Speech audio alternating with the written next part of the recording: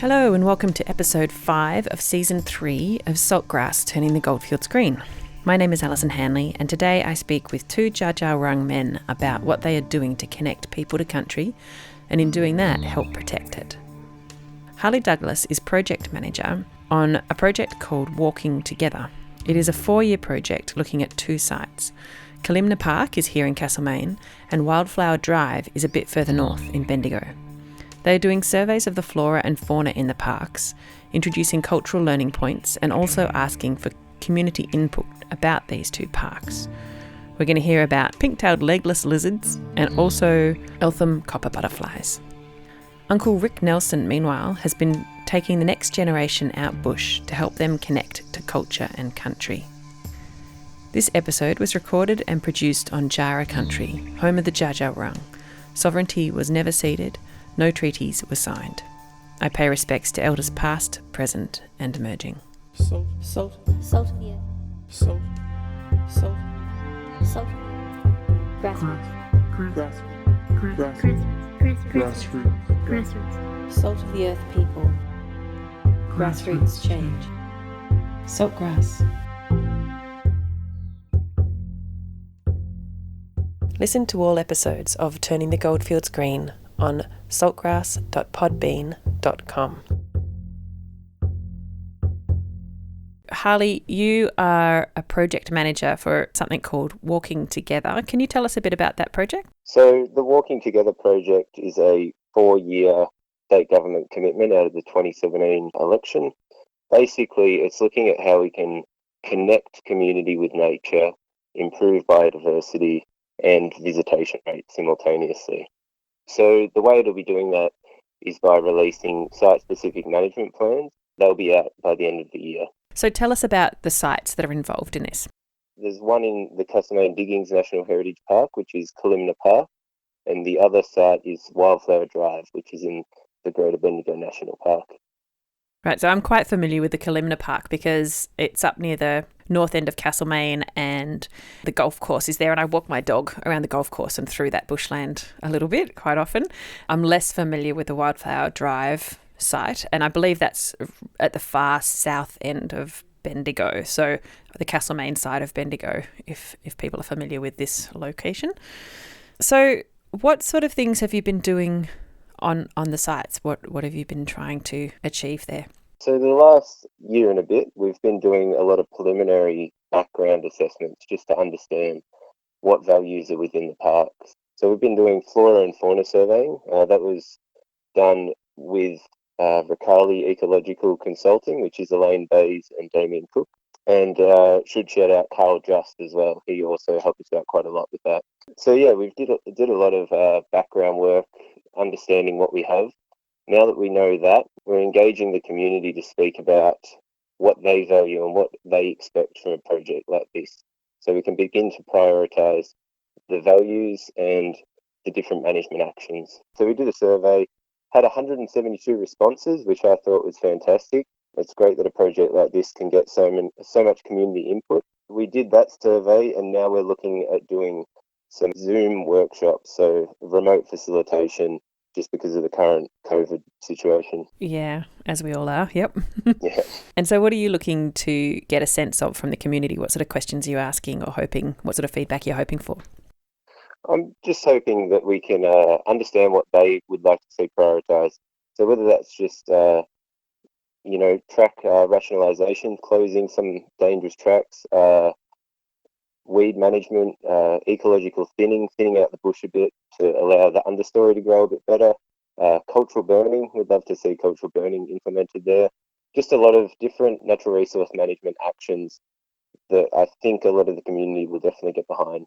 Yeah, the cultural burning is definitely an interesting one. I feel like Australia as a whole is only really just starting to realise that when we do controlled burns, which we do most winters to try and thin the bush so that we don't get these terrible bushfires, it's the way we've been doing it is actually really, really different to what's called cultural burning, which is more the Indigenous knowledge around how to do it. That's what we're looking to do. DELP have actually nominated to burn certain areas of Castlemaine and Wildflower Drive within the next couple of years. And what we're looking to do is do cultural burning there in the place of their burning in some sensitive areas particularly. So the sensitive areas at Wildflower Drive are areas where we've found the pink-tailed worm lizard, which is a endangered legless lizard that lives purely underground in ant galleries, and it's at risk due to habitat fragmentation, roads, land clearing, illegal mountain bike trails, and inappropriate fire regimes. What's unique about the Kalimna Park area? I think there's many things unique about the Kalimna Park area, but in particular, there is an endangered butterfly there that a lot of the community would already be aware of, the eltham copper butterfly. Recently, over the summer, through the Walking Together project and a grant that Elaine Bays received, we undertook habitat mapping for Basaria spinosa because of the unique symbiotic relationship with the Notonchus ants, the eltham copper butterfly pupae, and the Basaria spinosa plant. So we mapped the habitat for the Basaria, and we also undertook searches for flying adults during the summer months. Because they'd only be present at a certain time of the year, obviously. Butterflies have a very distinct life cycle. So I also know that the community came together and there was a Eltham Copper Butterfly mini festival. Was that this summer that happened? Yeah, it was. Yeah, so what was that all about and like, and were you instrumental in that? No, that was organised by the Castlemaine Land Care Group. I didn't have anything to do with the planning in that. Yeah, was it a welcome part of your project though? Like, did it tie in nicely? Oh, absolutely, yeah. It only added value to what we're trying to do, which is preserve these animals and insects. Yeah, great. That's so cool. Can you tell us a little bit about what's involved when you do the survey work? When we were surveying for the pink-tailed lizard at Wildflower Drive, we found 6 pink-tailed worm lizards. The method for surveying for pink-tailed worm lizard is rock rolling. So you're rolling rocks that are about 15 to 30 centimetres in diameter because they use the heat to transfer through the rock, and they have to use a certain size rock, otherwise the heat won't transfer through a larger rock. So we ended up rolling, on average, 3,500 rocks to find one pink-tailed worm lizard. It's really funny too because we did this through the community.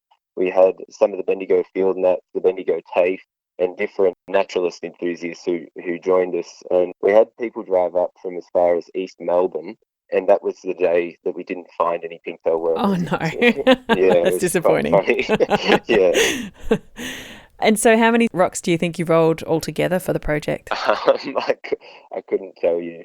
So we found 6 pink-tailed worm lizards. We found numbers of skinks.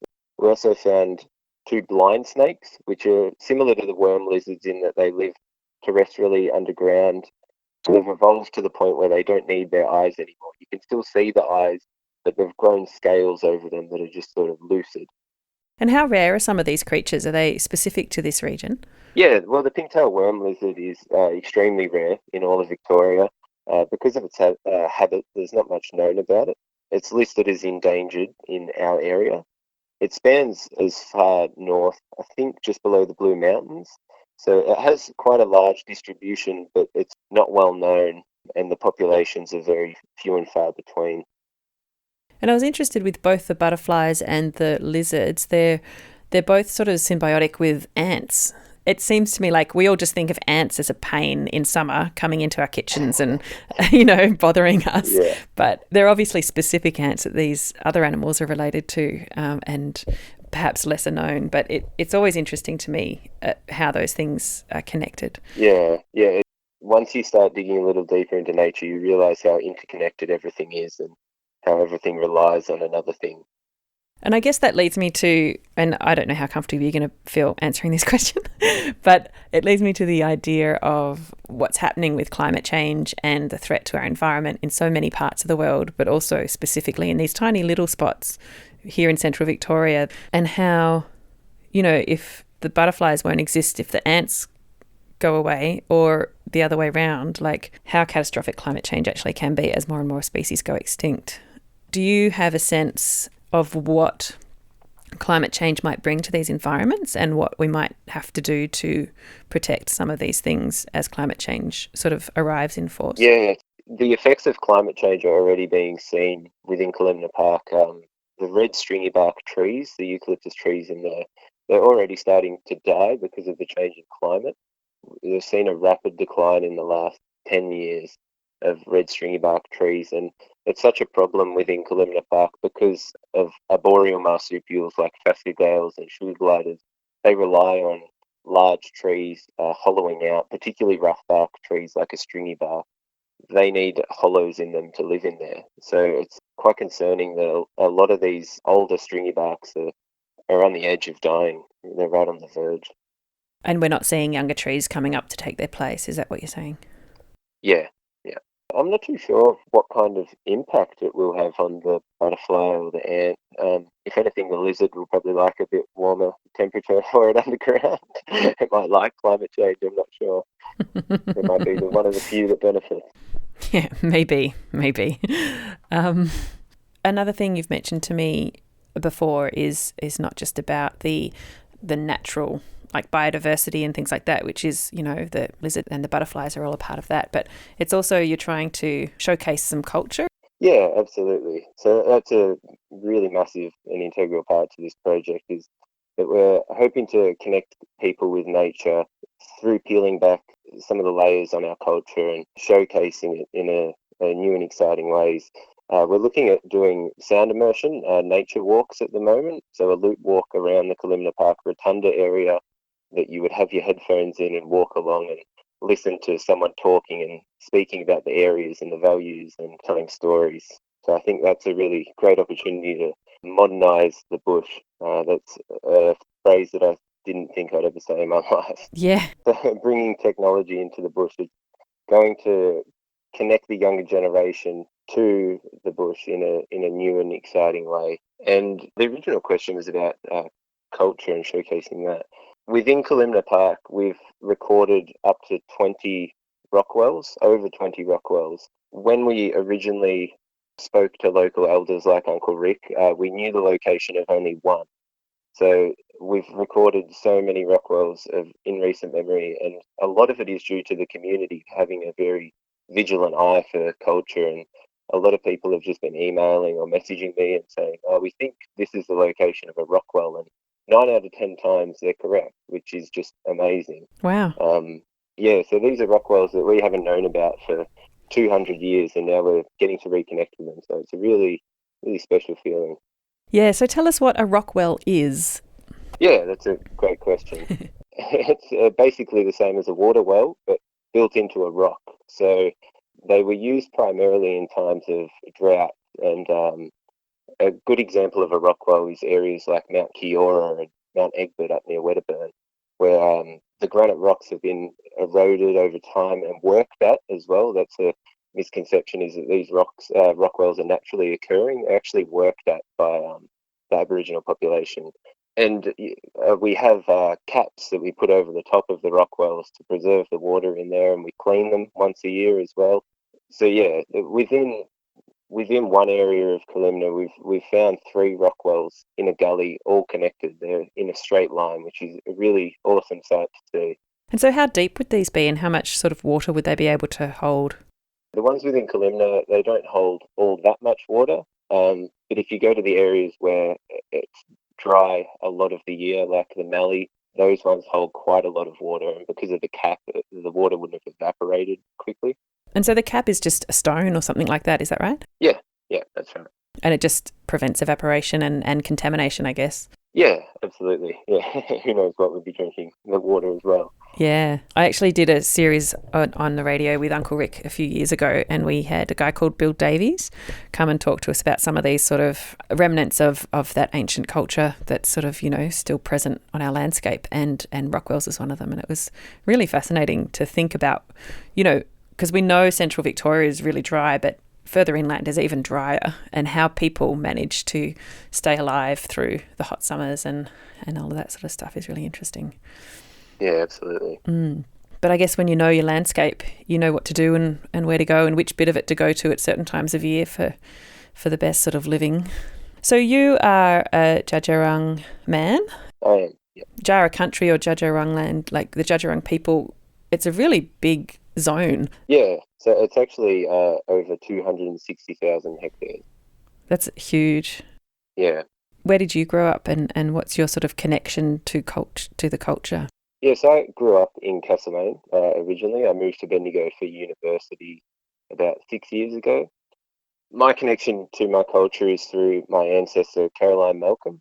I think you're probably a bit too old to have been a Meeting Place student. You would have been in high school by the time Meeting Place started, wouldn't you? Or even past high school. I was, yeah. So my mum was one of the people who started the Meeting Place, Harley Douglas. Tell us a little bit about Janduck. Yeah, so Jandak means country in Jaara language. We are the Dja Dja Wurrung Enterprises, so we're the business arm of the Dja Dja Wurrung Clan's Aboriginal Corporation.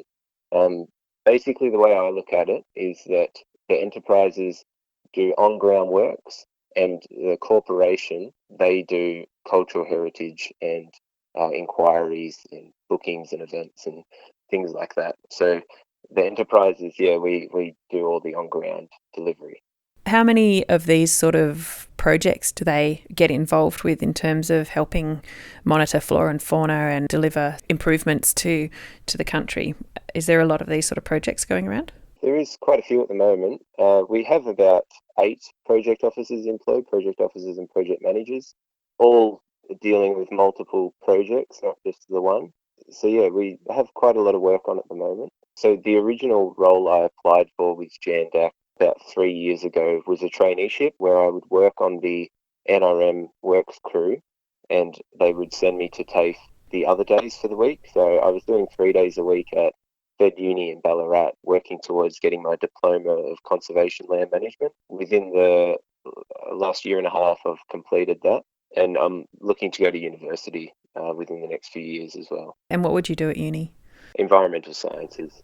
It sounds to me like the Janduck group have been really nurturing to you and helping you find this path towards a career. Is that something you want to reflect on?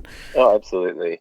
Before finding this industry and the Dja Dja Wurrung Clan's Aboriginal Corporation in Jandak, I was working at the bacon factory in Castlemaine, Don KR.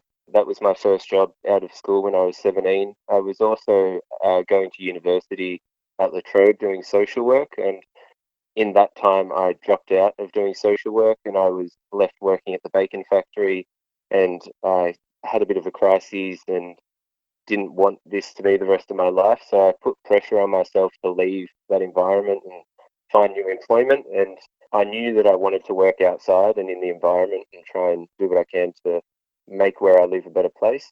Thankfully, I found Dja Dja Wurrung, and I couldn't be happier with where I am working. Yeah, that's so great. Is there anything else you want to say about the particular sites? And I guess what you're trying to do is see what the community wants from those sites, but what do you see as what would be a great future for these particular sites, Kalimna Park and Wildflower Drive? I think a community that can police and take ownership over these parks would be a great outcome for this project. Because at the end of this project's lifespan, there won't be that continual funding to keep improving and maintaining and upgrading the park. So it'd be great if we could develop a community that could take ownership and start managing the park in a way that is a bit more intimate than the previous styles of management. So would that look like maybe a land care group or some other kind of formation of community group? So within Castlemaine, there's already a Friends of Kalimna Park group. It's just about attracting people to that, attracting a new audience rather than people. Obviously, the Friends of Kalimna Park age is just constantly rising. There's not really young blood joining, so it'd be great to try and attract a younger generation of people coming through. Within the Bendigo site, there isn't a Friends of Wildflower Drive group, so I think establishing one of those would go a long way with having that community that can start to take ownership and pride over the space.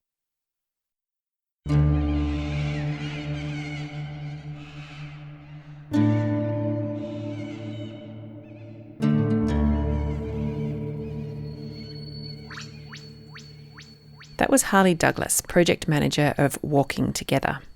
If you want to get involved or find out more, there are links in the episode description at saltgrass.podbean.com. Now we will hear from Uncle Rick Nelson. He and I worked together several years ago to produce a series of short pieces for Main FM called Dja Dja Wurrung Radio. You can listen to all episodes of that series on the Main FM SoundCloud page or at saltgrass.podbean.com. Again, links are in the episode description. Since we made that series, Uncle Rick has been connecting with boys at the high school, taking them out bush and continuing their education about culture and country. Tell me a bit about what you've been doing with some of the boys from the high school. Yeah, we've got a little group that we call the Young Coolies group. Coolie is being an Aboriginal word or a Victorian Aboriginal word for man, so it's a young man's group, which is sort of linked to the Kulin Nation, Kulin or Coolie being a man. Kulin Nation is about 5 or 6 Victorian Aboriginal groups, language groups. There's like it's the Melbourne group, the Geelong and Ballarat group, Seymour group, Dja Dja Wurrung group, us, and their Wurrung group. They're all Wurrung people, so they're connected. You know, the Woi Wurrung in Melbourne, Tungarung around Seymour, Wada Wurrung over in Ballarat, and Dja Dja Wurrung. So there was a loose Confederate sort of group where they intermarried and had similar, languages and ceremonies and stuff. So really, a few of the guys have come from the meeting place and they're in secondary school. So there was nothing going on there. So I'll just clarify for the listener that the meeting place is primary school aged sort of cultural education for kids with Aboriginal background. But when they get to high school, there's not much for them there. Yeah, when I get to high school, there was nothing really going on there. So it's just like a follow-up group as they got a bit older. And we take them out the bush and get them doing cultural activities, showing them cultural places, sites, and scar trees and things, so they can learn a bit more about Aboriginal culture and their culture. And we've also got a little place out at Chewton that we go to regularly, and the guys are building little huts out there. And we sort of check in. What we do is call a check-in, where we sit around the fire and we just talk to each other, see how each other's doing, physically and mentally, and how their week or fortnight's been. And then we pick a couple of activities that we're going to do for the rest of the day. And so we're building old Aboriginal style bark and stick huts. We've got a little block out at Chewton where we go regularly, and yeah. So what year level are these boys in? Are they all across the high school kind of spectrum? Yeah, all across the high school range. Even there's a couple of guys even in year 12 that come along as well. We've got Padak, which is a Bendigo District Aboriginal Cooperative. They're involved, and they come and join in with us and buy us lunch. And there's a men's shed program up in Bendigo. We take the boys up there sometimes. They were involved in the Billy Cart Challenge a couple of years ago. Yeah, great. Yeah. So they built their own billy cart? Yeah, they built their own billy carts. They didn't win, unfortunately. Oh, that's all right. Having a go's good enough, I reckon, with that. It's pretty exhilarating. Steep hill, they go pretty fast in those little carts. Yeah. So, there's a range of things we do, but we try to keep it in the cultural education side of things. Mm. And what have you seen in terms of the connection between the boys and the sort of resiliency as a group? Do you think it's really helping them? Yeah, absolutely.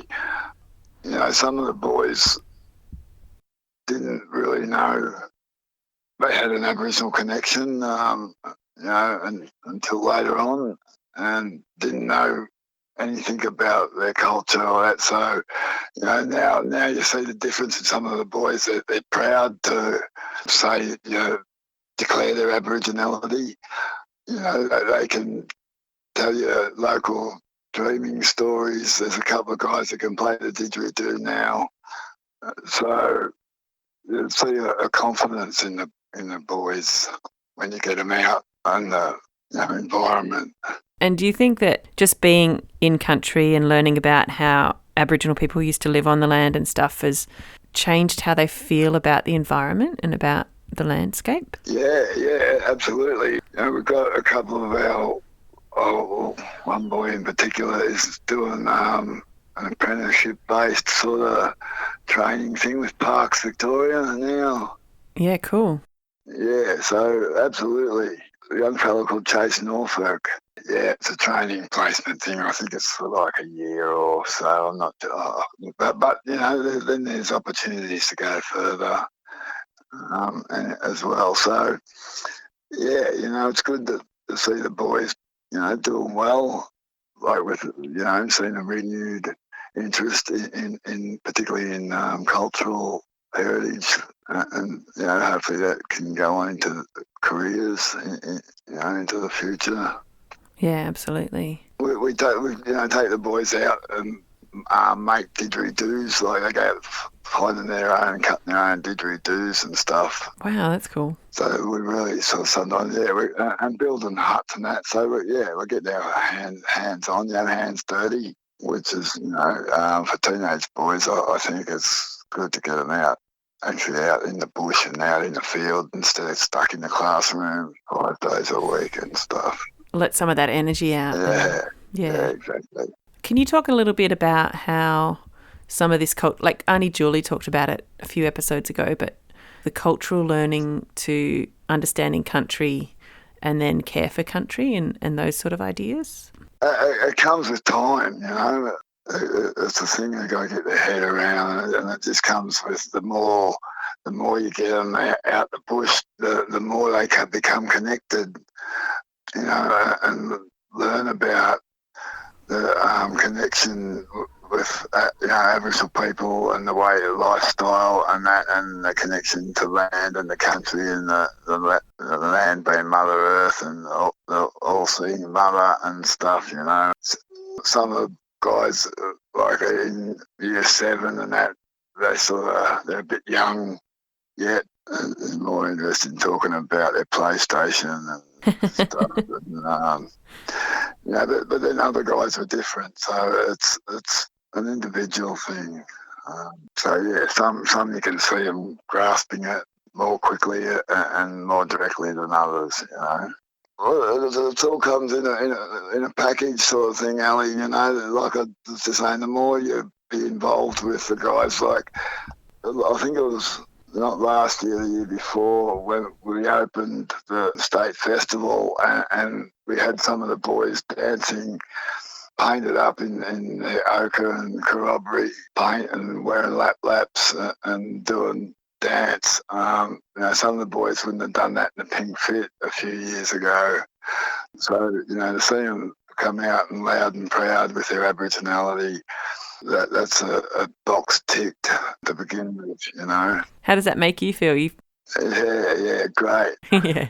Great, mate, yeah. Makes you feel really proud of yourself and the guys, That's brilliant.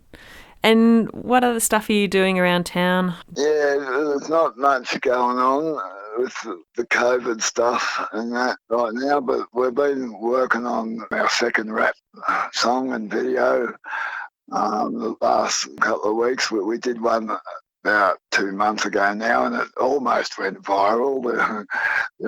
There's a few thousand views.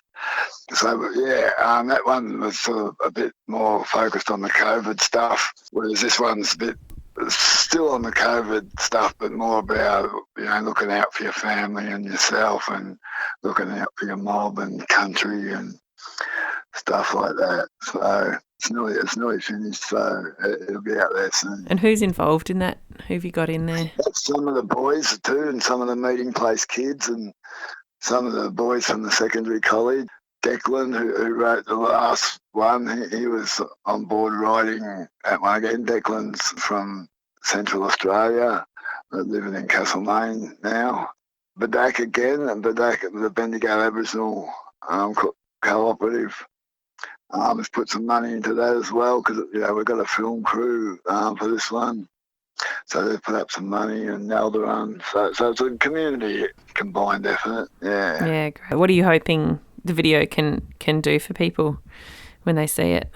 Hopefully people will just take notice of the separation thing and, isolation in this song that talks about I've only seen my own backyard and things like that. So, and, it's about the community checking in on each other and making sure everyone's okay. Yeah, it's really important, isn't it? Because people feel very isolated and alone, and people are scared, and some people are resentful and they don't want to do it. And yeah, exactly. So it's saying that we're out there, don't be too scared to reach out and look out for your family and mob. So it's things are a bit quiet with this COVID stuff and lockdown stuff.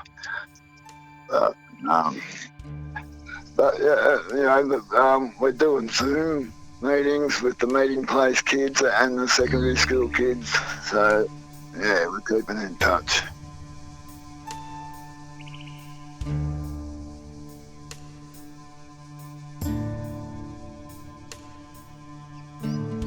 that was Uncle Rick Nelson talking about the activities he is leading with some local high school boys, connecting them to culture and country. If you want to hear more about this, have a listen to the first episode of this season with Auntie Julie McHale.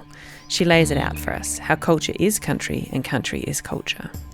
The link to that episode and everything else mentioned in the show is in the episode notes of this show at saltgrass.podbean.com. My name is Alison Hanley and I've been your host today.